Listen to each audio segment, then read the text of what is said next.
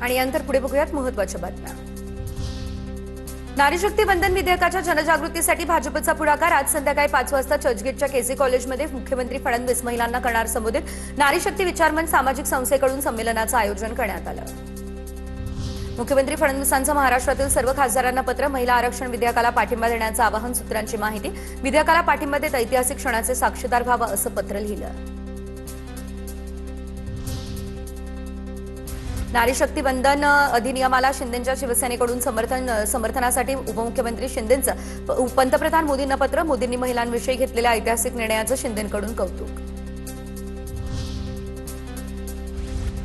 केंद्र सरकारकडून लोकसभेतील एकूण जागांची संख्याही आता वाढवण्याच्या दृष्टीने महत्त्वाचं पाऊल उचलण्यात आलं। प्रस्तावित 131व्या घटना दुरुस्ती अंतर्गत एकूण जागांची संख्या 850 पर्यंत जाणार। 2024 पूर्वीच्या लोकसंख्येनुसार डिलिमिटेशन करण्याची तयारी। मंत्रालयाला एलिट गार्डचं संरक्षक कवच। मुख्य प्रवेशद्वारावरती घातक शस्त्रांसह कमांडो तैनात। मंत्रालयाला दहशतवादी कारवायांचा धोका असल्याचं कमांडो तैनात।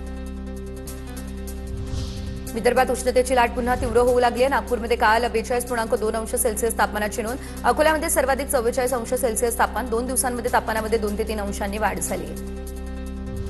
मुंबईमध्ये उन्हाळ्याच्या सुट्ट्यांमध्ये वाढणारी प्रवासी गर्दी लक्षात घेता मध्य रेल्वेकडून 168 अतिरिक्त विशेष गाड्या चालवण्याचा निर्णय। मुंबई पुणे येथून देशातील विविध प्रमुख शहरांकडे या गाड्या धावणार असल्याची माहिती।